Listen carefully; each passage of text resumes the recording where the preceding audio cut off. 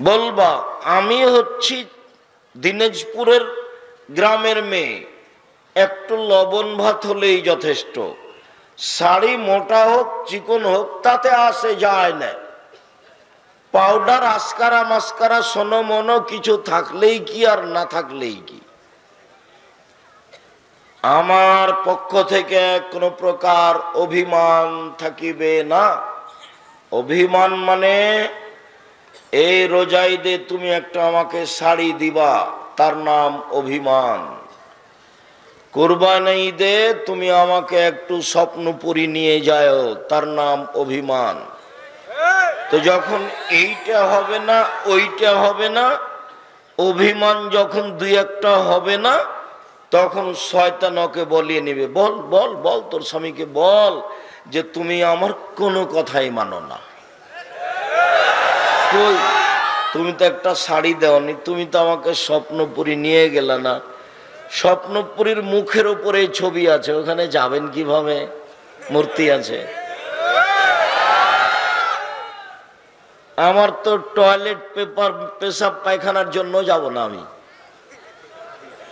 যদি পেশাবের প্রয়োজন লাগে ওখানে যাব না, অন্য জায়গায় যাব, খানিক দেরি করে কোন রকম কষ্ট করে পার হয়ে যাব। তোমার যাওয়া কেমনে সাজে? মানুষের বিবেক বিবেচনা পশুর মতো হয়ে যাবে, মানে থাকবে না। আল্লাহ নবী বলছেন সেদিন তোমাদের কি হবে, যুগের কি হবে। সেদিন তোমাদের কি হবে, যুগের কি হবে। সমাজে যেদিন কোনো মানুষের বুদ্ধি বিবেচনা থাকবে না, সবাই যেদিন আগাছা ঘাস হয়ে যাবে, ঘাস। ধান গাছ রাখে আর মানুষ কি গাছ উঠিয়ে ফেলে? ঘাস উঠিয়ে ফেলে। আল্লাহ নবী বলছেন মানুষ যেদিন ঘাস আগাছা হয়ে যাবে, সেদিন তোমাদের কি হবে, যুগের কি হবে। যেদিন মানুষ ওয়াদা অঙ্গীকার পূর্ণ করবে না, সেদিন তোমাদের কি হবে, যুগের কি হবে। যেদিন মানুষের মতবিরোধ এইভাবে বেড়ে যাবে, ডান হাতের আঙ্গুল যেমন বাম হাতের আঙ্গুলের মধ্যে ঢুকে গেল, কেউ কারো কথা মানবে না, বড় ছোট কেউ কারো কথা মানবে না। মসজিদে মারামারি, মাদ্রাসাতে মারামারি, রাস্তাঘাটে মারামারি, কেউ কাউকে মানে না।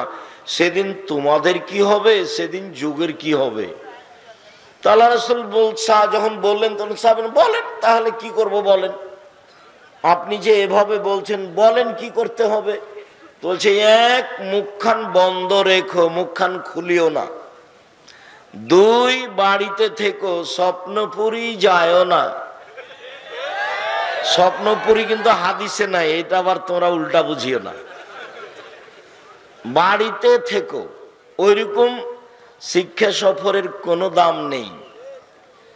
যেই শিক্ষা সফর ছবি দিয়ে পূর্ণ, যেই শিক্ষা সফর পিকনিক দিয়ে পূর্ণ, যে শিক্ষা সফর গান বাজনা বাদ্যযন্ত্র দিয়েই পূর্ণ, যে শিক্ষা সফর নোংরামি ছেলে মেয়ে দিয়ে পূর্ণ, যে শিক্ষা সফর পাপ দিয়ে পূর্ণ, গুনাহ দিয়ে পূর্ণ, সেটা কোনোদিন শিক্ষা সফর হতে, ওটা শয়তানি সফর। ওটা হলো শয়তানি সফর, ওটা ইবলিশ দিয়ে চালায়। ইবলিশ বলে চল চল এভাবে কর, এভাবে কর, বেটা ছেলে বেটি ছেলে ছবি তোল। এরা তো বোকা মানুষ, বুঝতে পারে না যে ইবলিশ করছে এগুলো। যখন ছবি উঠে তখন ইবলিশ বলে ঠিক আছে ঠিক আছে ঠিক আছে। এ তো সব বোকা মানুষ, সম্পূর্ণ মাথাতে গোবর আছে।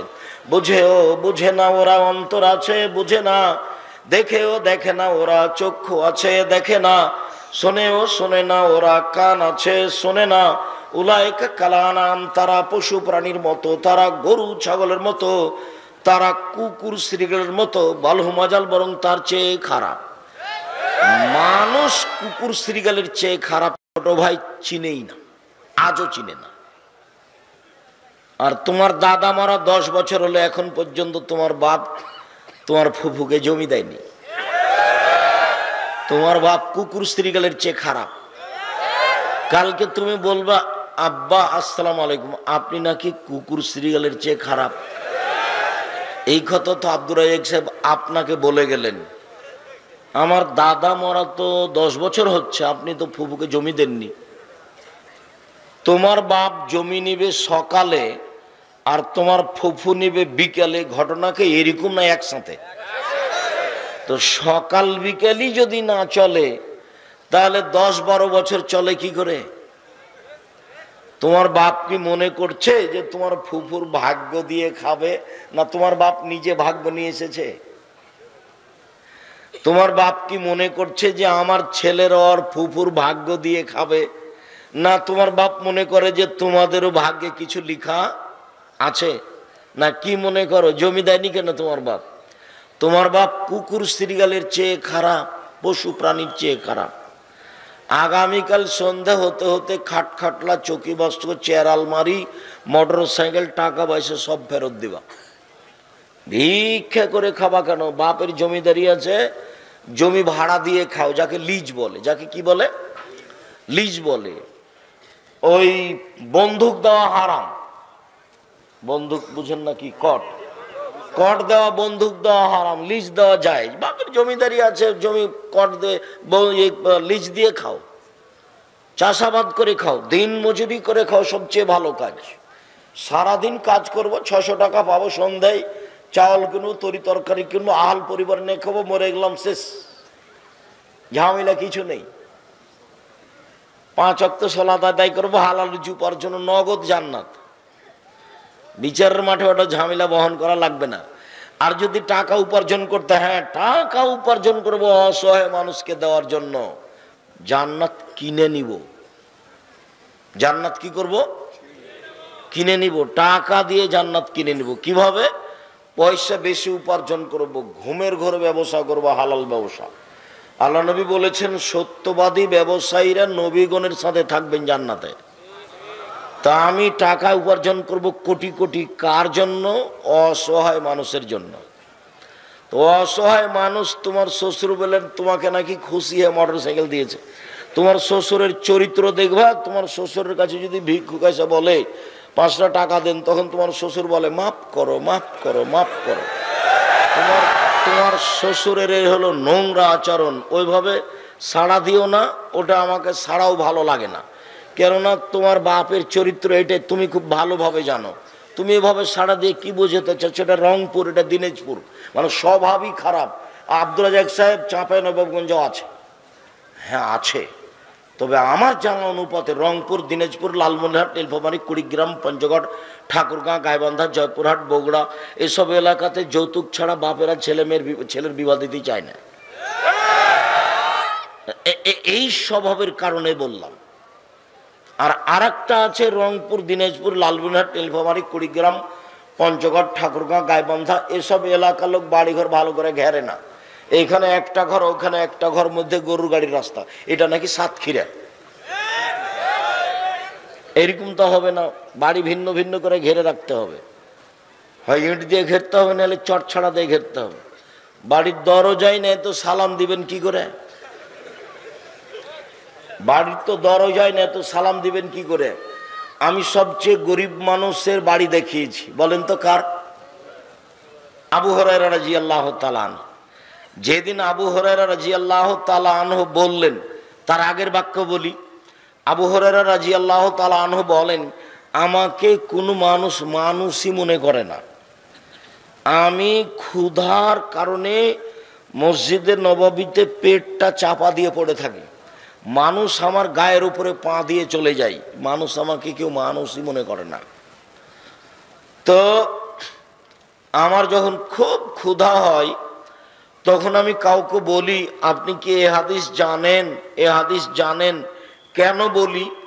কোনো ফাঁকে যদি আমাকে বলে, আবু হুরায়রা তুমি তো হাদিসের কথা বলছো, তো তুমি কি আজ কিছু খেয়েছ? তখন আমি বলবো না। তাহলে যদি আমাকে খেতে নিয়ে যাই, আমি এই আশায় খুব ক্ষুধা লাগলে একে একে গিয়ে বলি যে আপনি কি এ হাদিস জানেন। আমি সরাসরি বলি না যে আমাকে ক্ষুধা লেগেছে। তা আমাকে মানুষ মানুষ মনে করে না, মানে একেবারেই গরিব মানুষ। সেই মানুষটা একদিন আল্লাহ নবীকে বলছেন, আল্লাহর নবী আমার মা আপনাকে খুব গালি দেয়, তা আপনি একটু আমার মায়ের জন্য দোয়া করেন তো। আল্লাহ রাসূল বলছেন, আল্লাহুম্মা হদি উম্মা আবি হুরায়রা, আল্লাহ তুমি আবু হুরায়রার মাকে হেদায়েত দান করো। তো এই কথা শুনে আবু হুরায়রা রাদিয়াল্লাহু তাআলা বাড়িতে আসছেন। তো বাড়িতে এসে দেখছেন যে দরজা বন্ধ। এ দেখো, প্রথমে আমি কি দেখালাম, আবু হুরায়রা এরা হলো গরিব মানুষ। বুঝাতে পারিনি কথা, মনে হয় নাকি? হাদিস তো বুখারী মুসলিম। আবু হুরায়রা কেমন মানুষ দেখালাম? গরিব মানুষ। এবার আবু হুরায়রা বাড়িতে এসে দেখছেন কি, দরজা বন্ধ। তাহলে দরজা, বাহির দরজা আছে। রংপুরে এমন কোনো পরিবার নাই যেটা আবু হুরায়রার চেয়ে গরিব হতে পারে।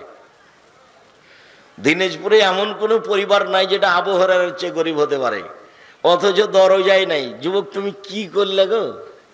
কালকে গিয়ে বাড়িতে পিছন দিকে গর্ত খুঁড়বে একটা 4 হাত 5 হাত, গর্তের উপরে 4-5টা 2-4টা বাঁশ কেটে এ করে দিবে, চাপিয়ে দিবে, ওটা চতুর্দিক দিয়ে ঘেরে দিবে, দিয়ে তোমার মাকে বলবে আম্মা পেশাব পায়খানা এখানে করবেন, আর বাইরে ভাবে যাবেন না। 1 2 আমি যা প্রত্যেকদিন 500 টাকা ইনকাম করি, 2 মাসের মাথায় আমি আপনাকে একটা নলকূপ টিউবওয়েল বসিয়ে দেবো, আপনি কোথাও যাবেন না। এইটা দিনাজপুর, মানে অল্প নিচেই পানি, 300-400 ফুট লাগে না, 50-60 ফুট 74 ফুট পরেই পানি। কত আল্লাহর নিয়ামত। এটা দিনাজপুর।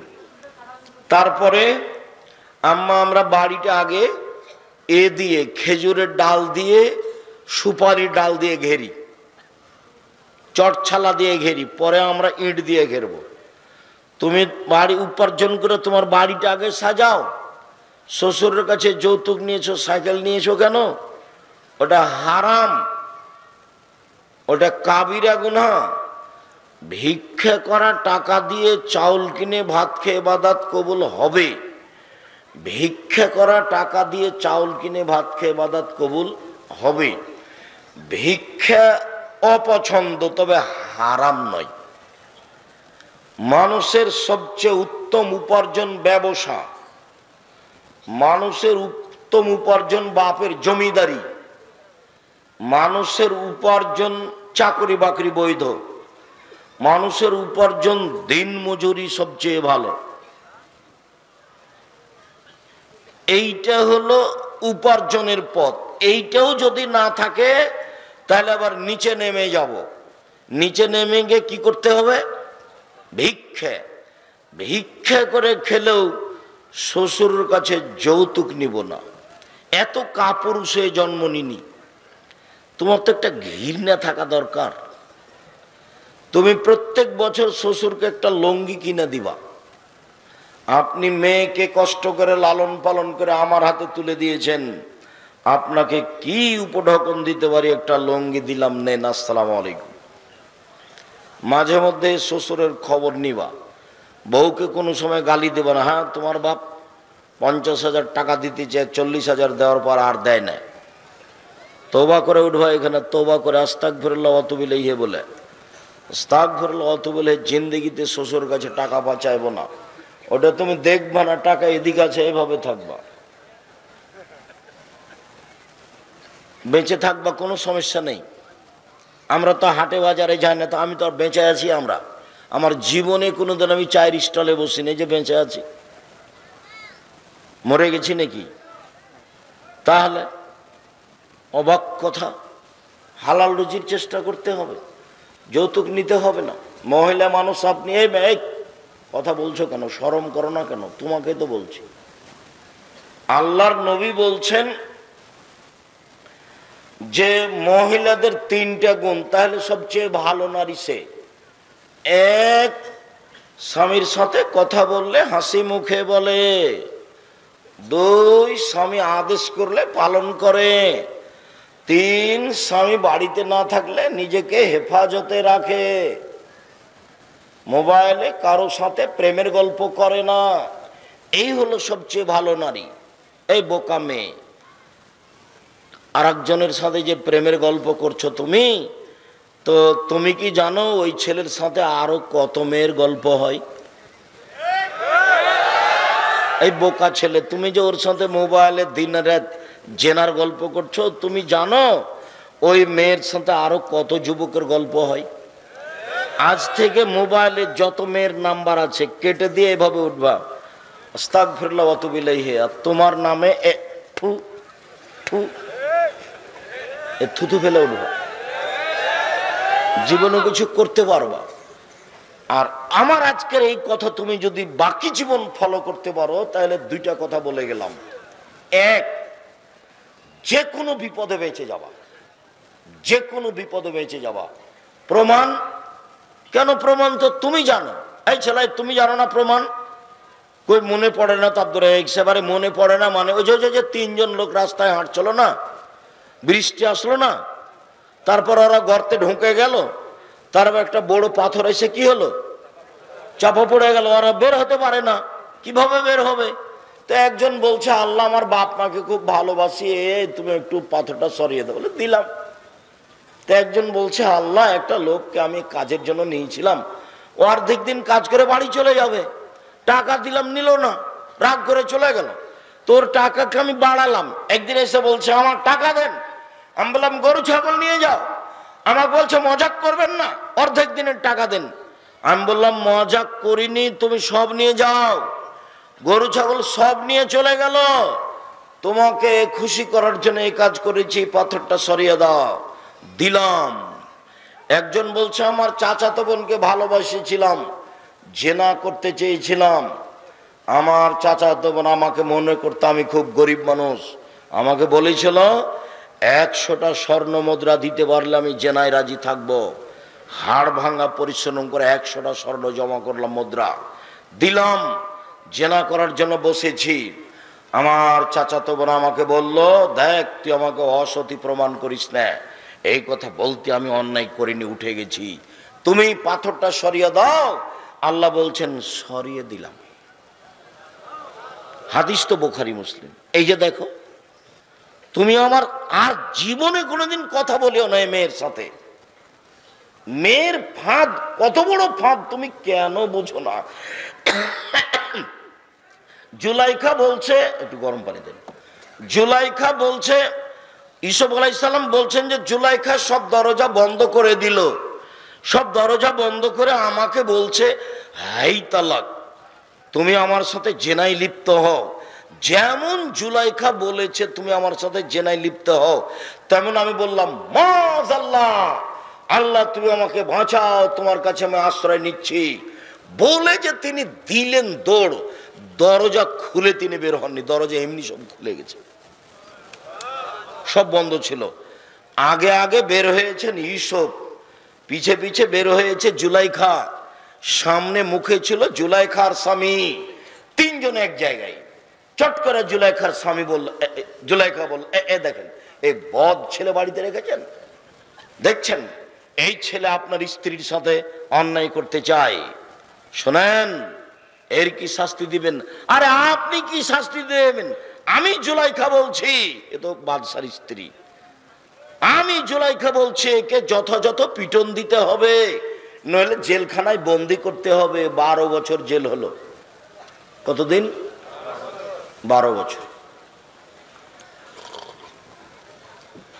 12 বছর পরে সরকারি ভাবে লোক এসে বলছে এইসব আপনাকে জেল থেকে বের হতে বলা হয়েছে, সরকার ডেকে পাঠিয়েছে।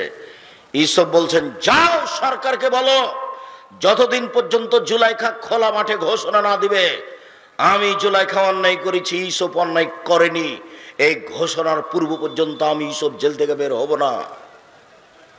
কথা বুঝা গেল কি? জুলাইখা জাতির সামনে দাঁড়িয়ে বলল আমি অন্যায় করেছি, ইউসুফ করেনি। তখন ইউসুফ আলাইহিস সালাম জেল থেকে বের হলেন। আর তোমাকে আমি বলছি এই যে দেখো নারী কাকে বলে, নারী 36 কল্লা বুঝতে হয়। আমার মা বলতো নারী 3 জানের বড়ি, নারী বিপজ্জনক, বউ বিপজ্জনক বস্তু হতে পারে। বউয়ের নামে অ্যাকাউন্ট খুলিও না বোকা ছেলে, বাপের নামে খুলিও। বাপের সাথে যতই শত্রুতা থাকে খালি দিন রাত মারামারি, বাপের সাথে জমি ভাগ করে দে, তোর বাড়িতে থাকবো না, এই সেই নানান কথা, দাকুড়াল সম্পর্ক বাপের সাথে। তবু অ্যাকাউন্ট কার নামে খুলতে হবে? বাপের নামে। যদি বউয়ের নামে খুলো আর বিদেশে থাকো, 5 বছর পরে টাকা টেনে বউ আর একজনের সাথে পালিয়ে যাবে, বোকা ছেলে। এই কাজ জীবনে করিও না। তুমি তো বুঝতে পারো না। তোমার বউকে পরীক্ষা করবা, এদিকে আমার দিকে দেখাই চালাই, খেয়াল করো আমার দিকে। তোমার মাকে 1000 টাকা নতুন টকটকে একবারে 10 খান নোট, 10,000 তোমার মার হাতে দাও তো তোমার বউয়ের সামনে। এবার তোমার বউয়ের মুখখান দেখো কেমন, তুমি বুঝতে পারো। তুমি কি ধপ করে তোমার মায়ের তোমার বউয়ের কোলে পড়ে গেছো, না তোমার মা তোমাকে লালন পালন করেছে? পেশাব পায়খানা সবকিছু লালন পালন করেছে। যখন আমি বলেছি যে 4 শ্রেণীর মানুষ জান্নাতে যাবে না, তখন একটা কথা বলে রেখেছি, মনে করেছো কি না? এক, কোন বাপ মাকে মানে না যে সে জান্নাতে যাবে না। 2, কামার জুয়া খেলে যে।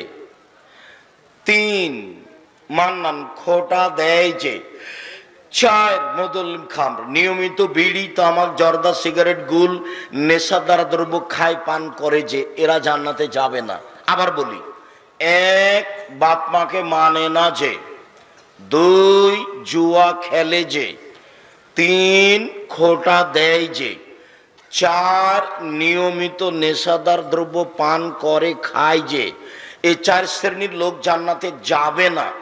আর বাপ মায়ের ব্যাপারে বলেছে, এই ছেলে শোনো, একদিন তুমি ছিলে তোমার মায়ের কোলে, পেশাব করাতো তোমার মা, পায়খানা করাতো তোমার মা, ছুঁচিয়ে দিত তোমার মা, গোসল করাতো তোমার মা।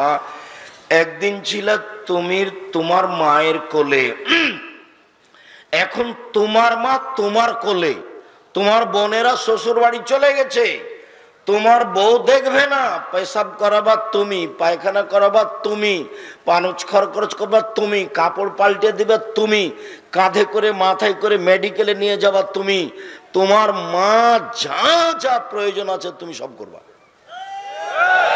এক পায়ে দাঁড়িয়ে থাকবা, মায়ের ঘরে জোরে হেঁটে যেতে পাবা না, জোর করে একটু তাড়াহুড়া করে যেতে পাবা না, নিষেধ। জোর করে হাতটা জোর করে নড়িয়ে যেতে পাবা না, জোরে কথা বলতে পাবো না, সব নিষেধ। তার নাম মা। এত বড় মানুষ পৃথিবীতে কেউ নেই যার পায়ের নিচে জান্নাত, এই কথা মুহাম্মদ সাল্লাল্লাহু আলাইহি সাল্লাম বলেন। যার পায়ের নিচে জান্নাত, এই কথা আমি বলিনি, এই কথা কে বলেছেন? এই কথা মুহাম্মদ সাল্লাল্লাহু আলাইহি সাল্লাম বলেছেন। অতএব বাপ মাকে হিসাব করে চলিও। যতই সম্পর্ক দুর্বল হোক, তুমি অ্যাকাউন্ট বইয়ের নামে খুলিও না। ওই যে অ্যাকাউন্টে কি ওটা বলে, নমিনি কি বলে, যে নমিনি, ওটা তোমার বাপের নামে করে রাখিও, বইয়ের নামে করিও না, ভুল হবে। দেখো ভুল হবে, দেখো ভুল হবে, ও কিন্তু চলে যাবে এক সময়। সবাই চলে যাবে এ কথা নয়, তবে যাবে স্বাভাবিক, এ কথাই ঠিক। আমি মহিলাদের একচাটিয়া দোষ দিইনি। এমনও বৌমা থাকতে পারে যে স্বামীকে বলবে, তুমি আব্বার হাতে কিছু টাকা পয়সা দেও না কেন? তুমি যখনই বাড়িতে ঢুকবে তখন তুমি আম্মার ঘরে আগে যাবা, আম্মার ঘরে গিয়ে আমার সাথে কথা বলে তুমি আমার কাছে আসবা। এরকম বৌমা হতে পারে না? আছে। আমি সম্পূর্ণ না করিনি, এটাই উচিত হবে। যখনই তুমি বাড়িতে ঢুকেছো, আগে বউয়ের কাছে গেছো, তখন বউ বলছে আপনি এরকম ভুল করেন কেন? বাড়িতে সালাম দিয়ে ঢোকে আগে কার কাছে যাবেন? মা যে ঘর আছে সেখানে যাবেন, সেখানে কথা বলবেন, আমার সাথে কথা বলে আব্বার সাথে কথা বলে আপনি এখানে আসবেন। আপনি এইভাবে সরাসরি আমার কাছে আসেন কেন? এইরকম বলার মতো মহিলা নেই? আছে। আমি টোটালে না করিনি। আয়েশা তো রাদিয়াল্লাহু তাআলা মহিলা, খাদিজা রাদিয়াল্লাহু তাআলা আনহা তো মহিলা। অতএব মহিলা আজও ভালো হতে পারে, তবে স্বাভাবিকভাবে সাধারণত হয় না মর্মে রাসূল সাল্লাল্লাহু আলাইহি ওয়াসাল্লাম এত কিছু বলেছেন। উপস্থিত বৈঠকের মুসলিম বোন থামেন, আপনার সাথে কথা শেষ করি, আমাদের এখানে কথা লম্বা হয়ে গেল। এই মেয়ে থামো। আল্লাহ নবী বলছেন নবী ফিল জান্নাহ, নবীগণ জান্নাতে যাবেন। আর শহীদ ফিল জান্নাহ, শহীদেরা জান্নাতে যাবে। আর সিদ্দিক ফিল জান্নাহ, সত্যবাদীরা জান্নাতে যাবে। নিসা মিন আহলিল জান্নাহ, মহিলারা জান্নাতে যাবে। এই কথা বলে আল্লাহ রাসূল থামলেন না। যখনই বললেন মহিলারা জান্নাতে যাবে, তখন আর একটা কথা লাগিয়ে দিলেন। কোন মহিলা? যেই মহিলা কোনো কারণে স্বামী যদি রাগ করে, তাহলে স্বামীর হাত খান ধরে বলে, যতক্ষণ পর্যন্ত তুমি আমার উপরে খুশি না হবে ততক্ষণ পর্যন্ত কোনো কিছু খাবো না। এই নারী জান্নাতি নারী। আমি মনে হয় বুঝাতে পারলাম না ভালোভাবে, আবার বলি। এই বাচ্চা, এই ওই বাচ্চা উঠে, ও তো আর কথা বুঝে না, আপনাকে তো তাকে ধরে রাখতে হবে। একটু আবার দেখো তো। এক, নবীগণ জান্নাতে যাবেন। দুই, শহীদেরা জান্নাতে যাবে। তিন, সত্যবাদীরা জান্নাতে যাবে। চার, মহিলারা জান্নাতে যাবে। তো কোন মহিলা?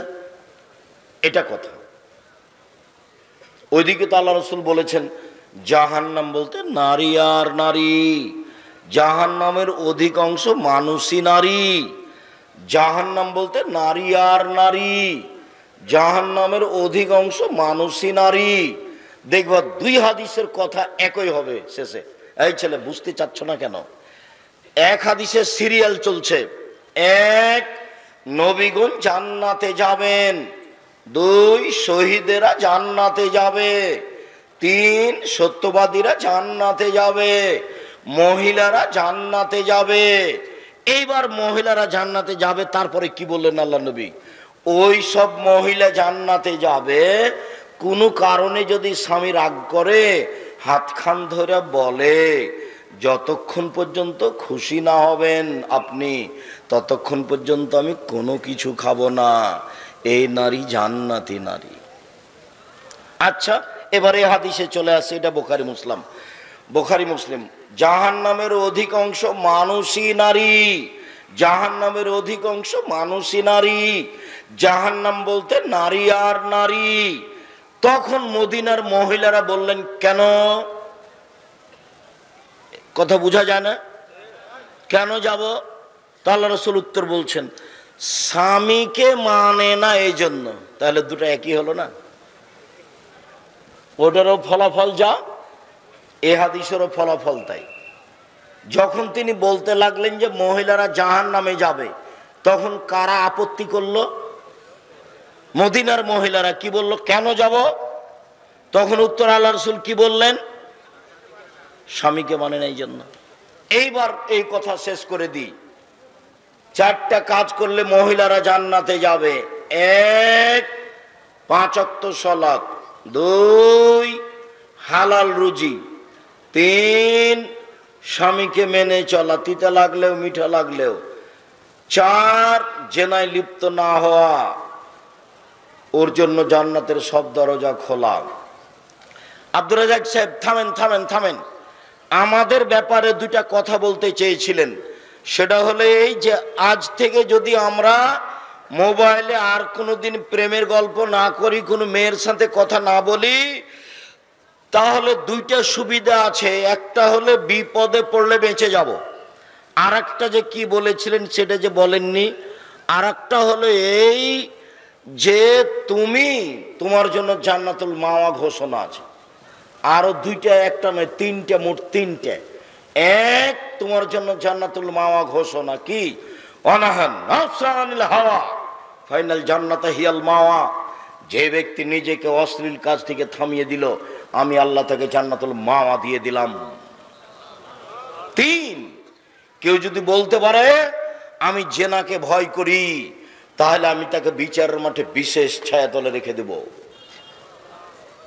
তাহলে তুমি মোবাইলে প্রেমের গল্প বন্ধ করতে পারলে তিনটা সুবিধা। এক, মনে থাকবে না, যে কোনো বিপদ থেকে বেঁচে যাওয়া, জাযাকাল্লাহ খায়ের। দুই, জান্নাতুল মাওয়া পাওয়া যাবে। তিন,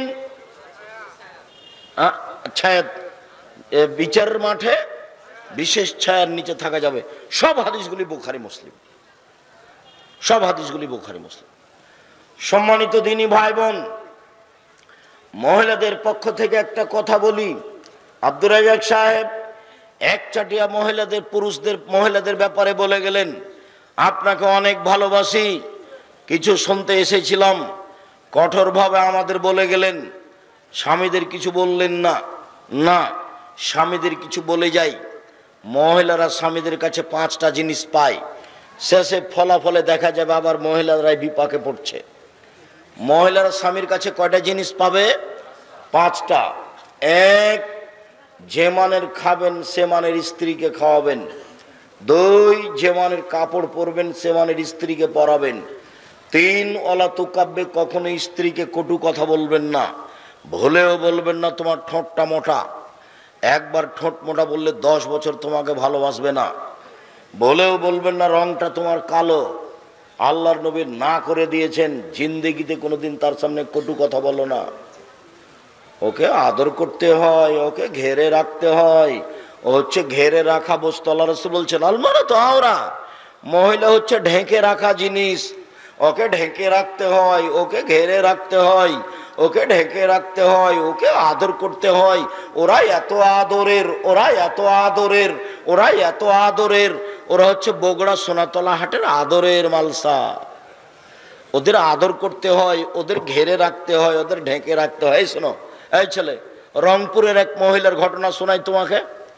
সেই মহিলার নাম হলো বেগম রোকিয়া। সে মহিলার নাম হলো বেগম রোকিয়া। ট্রেন স্টেশনে হাজী সাহেবেরা সবাই হজে যাবে, তো মহিলারাও হজে যাবে। তখন মহিলাদের যে দায়িত্বশীল আছে, ও তখন ওই মহিলাগুলো ট্রেনে যাবে তো ঢাকা, তো ওরা রংপুর ট্রেন স্টেশনে গেছে, দিনাজপুর ট্রেন স্টেশনে গেছে। তখন একটা বড় চাদর দিয়ে ওদেরকে ঢেকে রেখেছে। এখন স্টেশন মাস্টার গিয়ে দেখছে কিসের বস্তা এগুলো রে, পা দিয়ে লাথি মেরে মেরে দেখছে। তার মানে ও পর্দার নিন্দা করছে, বুঝতে পারোনি? পর্দার নিন্দা করছে। যার জন্য রংপুরের আর একজন মহিলা লিখেছে, ও লিখেছে অবরোধবাসিনী, আমাদেরকে বন্দি করা হয়েছে। তখন রংপুর থেকে আর একজন মহিলা লিখছে, কেন হব অবরোধবাসিনী? আমরা অবরোধবাসিনী নই, আমরা হজ করতে যেতে পারি, আমরা আত্মীয় স্বজনের বাড়ি যেতে পারি, আমরা পড়াশোনা করতে যেতে পারি, আমরা যুদ্ধে যেতে পারি। আমাদের পৃথিবী খোলা, তুমি ভুল লিখেছ। তোমাকে নিয়ে যারা নাচে তাদের তওবা করা উচিত, তাদের বই সংশোধন করা উচিত। তারা যেন বই সংশোধন করে নেয়। বইয়ের নাম এবার কি? রংপুর থেকে আর একজন লিখেছে, বইয়ের নাম কি? কেন হব অবরোধবাসীন। আপনি পড়েই দেখেন। যারা ওইসব বইয়ের পক্ষে আছে তাদেরকে বই সংশোধন করতে হবে। মুকসিদুল মুমিন বই একটা নামাজ রোজা শিক্ষা বই। সেই বইয়ের একটা হেডলাইন আছে, অবিবাহিত ছেলে মেয়েদের পড়া নিষেধ। হেডলাইন কি? অবিবাহিত ছেলে মেয়ের পড়া নিষেধ। যে দেখে সে পড়ে, যে দেখে সে পড়ে। কিরে কি লেখা আছে এখানে? অবিবাহিত ছেলে মেয়ের পড়া নিষেধ, তো যে দেখবে সে পড়বে না? মানে হেডলাইনটাই ঠিক হয়নি। এবার হেডলাইন দেওয়ার পরে লেখক লিখছেন, ভরা পেটে স্ত্রী মিলন হলে ছেলে ভ্যাংচা হয়, সফরের পূর্বে স্ত্রী মিলন হলে ছেলে টেরা হয়, চন্দ্র সূর্য গ্রহণে স্ত্রী মিলন হলে ছেলে ল্যাংড়া হয়। এই ছেলে, ওইভাবে তুমি দাঁত মেল করে আছো কেন? এই হাদিস, এই কথা কোরআন হাদিসের সরাসরি বিপরীত, নেহায়াত অন্যায়। মহান আল্লাহ বলেন, নিসাউকুম হারসুল লাকুম ফাতু হারসাকুম আন্নাতি শাইতুম। পৃথিবীর মানুষ তোমাদের স্ত্রী, তোমাদের জমি। পৃথিবীর মানুষ তোমাদের স্ত্রী, তোমাদের ক্ষেত। তোমরা তোমাদের জমিতে আসো তোমাদের ইচ্ছা মতো, সকালেই কি, বিকেলেই কি, ভরা পেটেই কি, সফরের পূর্বেই কি, চন্দ্রগ্রহণ লাগলেই কি আর না লাগলেই কি। এই কথা আল্লাহ বলছে। লেখক ওই কথা বলে আর আল্লাহ এই কথা বলেন। আল্লাহ বলছেন মহিলারা হজে যাবে। আল্লাহর নবী বলছেন, বুখারী মুসলিমের হাদিস, মহিলারা যুদ্ধের মাঠে যাবে। আল্লাহর নবী নিজে স্ত্রীদেরকে যুদ্ধের মাঠে নিয়ে গেছেন। আয়েশা নিজে আত্মীয় স্বজনের বাড়িতে গেছেন। আত্মীয় স্বজনের বাড়িতে মহিলারা যাবে। সব হাদিস বুখারী মুসলিমে মহিলাদের পূর্ণ অধিকার দেওয়া হলো। আর লেখিকা লিখলো যে